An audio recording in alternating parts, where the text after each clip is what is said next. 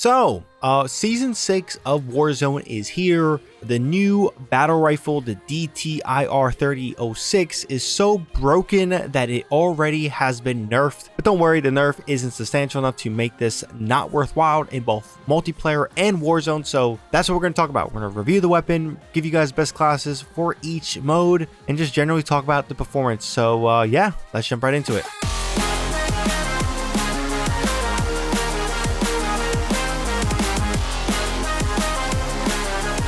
So, this brand new battle rifle, when I heard it was announced, I will be honest, I was like, oh, let's go. We're going to get one of those battle rifles that is just extremely broken, and it did not disappoint. Honestly, it was incredibly more so broken than I thought it was. The first bit of this video will be in Warzone, and then we'll jump into multiplayer. We have tons of COD footage on the way, so if you guys enjoy what you're seeing here and want more of it, please consider hitting that subscribe button and bell to be notified for when I do drop more content. So jumping in, let's talk about Warzone. Yeah, this is an absolute meta weapon. It has, with this setup, zero recoil. In general, has zero recoil. It's a battle rifle. It packs a punch. The only con would be mag size of it being 40, but at the same time, I don't even think that's bad. It's usable, it's doable, nothing too crazy. And with the close quarter meta not getting shaken up at all, you can quickly shift to a static HV, for example, and dominate there with that weapon. So again, only knock would probably be max size and maybe rate of fire, but yeah, this weapon in Warzone is too damn accurate. The exact setup we have is the quartermaster muzzle, the X1010 long barrel, a 40 round mag, the Rifleman 200 stock, and then for my personal preference, I've been using the Kuro Eagle Eye 2.5. You can put on the Jack Glassless, which would just have absolute zero visual recoil, I guess you could say. The Kuro Eagle Eye, since the magnified, you see a little bit more of it, but again, even that has zero recoil. So honestly, it's your personal preference. Just keep in mind, if you guys are using the Kuro Eagle Eye 2.5, the smoke from your shot with the muzzle can get in the way and, I guess you could say, ruin your tracking. But again, I do think that's a learning curve, nothing too crazy. Again, if you're using something like Combat Scout like I do, you should be able to track if they're not already spotted, or at least someone on a team's not even spotted. But yeah, it is dumb.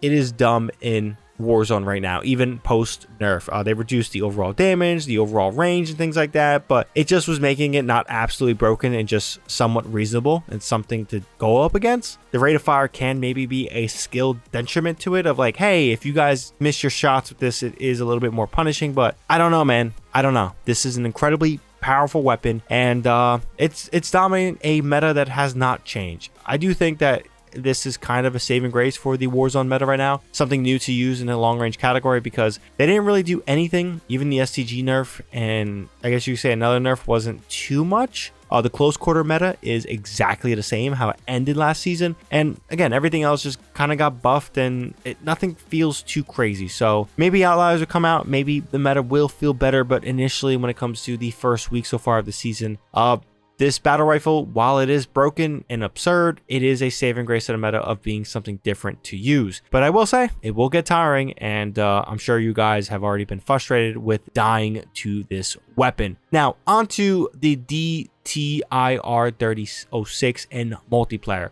This is a battle rifle in multiplayer. Depending on how you run it, depending on how you build it, you can get even more, I guess you could say, run and gun potential. But it just, if you guys have any sense of controlling lanes in multiplayer, this will just be a weapon that is stupid. Battle rifles in Modern Warfare 3 and multiplayer have always been kind of absurd. That's kind of why they're not usable. I'm pretty sure in Pro League, I could be mistaken, but again, I would lean on their band in Pro League and things like that. So yeah, these things are dominant lane controls. The exact class I settled on was the Quartermaster Suppressor. Again, something similar to what we were rocking in Warzone, the X1010 long barrel. You could switch off the barrel for maybe an under barrel if you guys want less ADS penalty potentially and want a little bit more run and gun. Same thing with the Rifleman 200 stock that we have. I'll switch that out with something of the other stock, or maybe a grip, for example. A 30 round mag, because I don't think we need 40, and 20 could be a little bit too small. And then a MK3 reflector. Again, this is multiplayer.